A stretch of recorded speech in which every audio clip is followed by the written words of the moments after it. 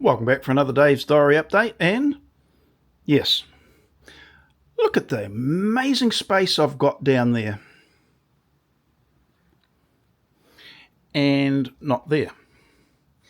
That's the stuff that was out of that storage shed. So Dave's Diary update is, I wish these videos were posted in a timely manner so that someone local could go, oh, I'll take that, Dave. I've got stuff coming out the yin-yang, and it is, at this point, stuff that I no longer want. I've got they're old drills, but they just go like an old drill. They're really good. The old Hitachi drill, I've got a drill stand for it, we drill press, and I've actually got attachments for it that you can put a little skill saw on it. Not very good, but yeah, and the attachment that makes the two join together. I've even got that dotted around somewhere. I'm sure someone would love that. In fact, it's not a bad thing to have as an accessory for a small workshop. You can set it up for whatever purposes and, do your wee projects on. I've got a small stick welder there. Been used very, well, it's been used a lot over the years, but I am not a welder, I can tell you that. And now I've got a MIG welder tucked away in the garage somewhere, and apparently they're real easy to use, but I glue with it rather than weld with it, so gives you. But it would be just ideal for someone to come along and say, hey Dave, I could take that too, and I've got some gloves for you to take, and I've got a welding helmet. It's the sort of thing that I don't want anything for, just give it to someone that could make use of it. But yeah, so much. Oh, and extension leads. Oh, I've got so many of them. I've got a pile of them over there, some up there and down on the floors just before, and it's like, oh, another one over there. It's like over the years, on a building site, you just are running multiple leads or a long distance, and of course you accrue them, and then you realise, I haven't got one with me, so you go buy another one, and then they all come home, and then you go, dang, when did I collect all of those? So, yeah. Anyway, I have emptied almost the storage area there, and I'm looking at it going, oh, I don't know whether the unit will fit in there. So I'm going to have another little bit of a look at the dimensions. Yeah, I know, there's a big sigh. If I cut the concrete nib down at that point so I make it flush, and then go all the way over to this other stud here, that will make the opening 1200, probably 1100 wide, and with that nib removed, make it much easier for me to roll in and out the dust extractor. I still won't have enough space for the compressor, so the next unit, it's just got a movable dividing wall between the areas, so that's not a problem. And I did want to clear out both sides, so this is kind of like forcing me to do that. So that compressor could slide, one way or the other, so that's good. The width is okay, but the depth is marginal. At the moment, it won't fit because I'd put up some vertical battens and horizontal ones to hook things onto, and kind of worked well. But with them still in place, yeah, the unit won't go in. Now, I don't know how it's got a base on it. I don't know whether that's the largest dimension of the unit or not. Don't know. But, yeah, it's going to be a bit tricky. And where do I put all the stuff? Because, some of it I won't be getting rid of, but others I'm just going to have to. Just give it away.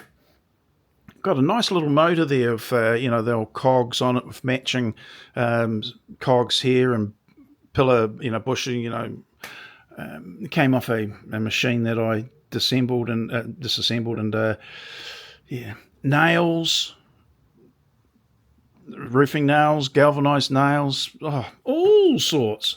And that's only just scratching the surface, because in another shed I've got shitloads of those as well. Got nail guns, pneumatic nail gun, like a good quality one. And I'm thinking, well, what do I do with it? I don't use it anymore. So it's going to go to a good place eventually, but I'd rather have someone that knows me grab it and enjoy the benefit of it. So anyway, if I open that up to this other stud, that's 1200 opening. I don't think I'll need any lintel at all, actually, because I've got the ply up there acting as a lintel. And as I said, it's in a gable, so it's not a high-stressed area, and it's got 6x2, 140 by 45 rafters spanning and nailed to the wall, so it ain't going anywhere. I probably will stick something in there, but hey, I'm not too worried. Structurally, it's not a problem. But 1200 wide and the unit's 1750 long, so I'd have to be able to get it in and swing it round. So one of the bags is going to be tucked around the corner anyway. And that's kind of making me a little bit iffy about getting the 3 horsepower unit, or the model, because of the twin bags, down the bottom on either side of the motor. So does it lend itself to going back to the 2 horsepower? 3 is better for extraction, but if I can't get the damn thing in there and it be easily accessible, I might be making the wrong decision, is what I'm saying, by going to the 3 and yeah. Am I going to open up this area anyway and put twin doors, double doors in there? The answer is almost certainly, because that was always a little bit of a pain.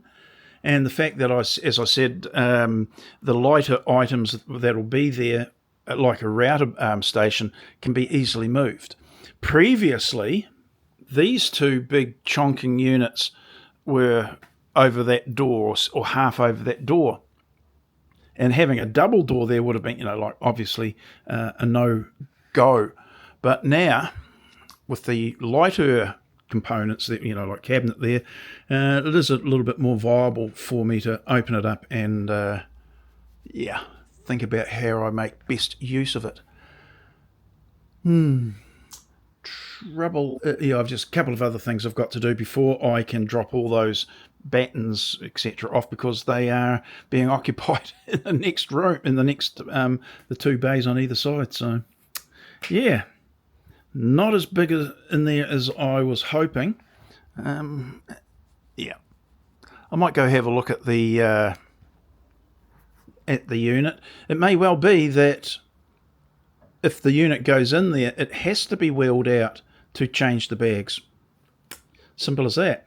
The trouble there too is that even my best efforts may still mean that the extractor will need to drop down a little bit, because you can see. Come this way.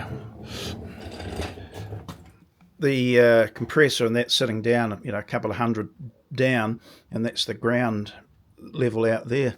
So dropping the unit in, I don't know how awkward it is to get in and out, but when it's got a couple of bags pretty much full of dust and chip, I'm going to suggest it's going to be at minimum awkward, if not bloody heavy. So yeah, I'm almost starting to talk myself out of the 3 horsepower unit, actually, just from the practicality side of things. I prefer that not to be the case. I do like the idea of having that extra CFM up my sleeve, rather than get the 2 horsepower unit and it just be a little bit underpowered. There's no way to quantify it. That's the problem. Yes, the unit I've got at the moment, buried under electrical cables, or extension cables and air lines and God knows what, 500 to 600 CFM compared to 1200 CFM, double the capacity, so it should improve the dust extraction. Not having someone that's got the equivalent one that I want to get, which would be nice, there's no way of telling. Ah, well, that's my problem, not yours. But yeah, a bit tight in there. Hang on. If I made the doors... Oh, no. I was thinking I could have... some of the wall size itself could have been made use of, but no, not really. Oh, well. Clutching at straws, I think that was called. Rightio, that's it. You can see what I'm doing. Don't know what I'm... Yeah. Oh, my goodness. Right, I'm going away now. Hey, wish me luck. Okay, we'll see you later. Bye.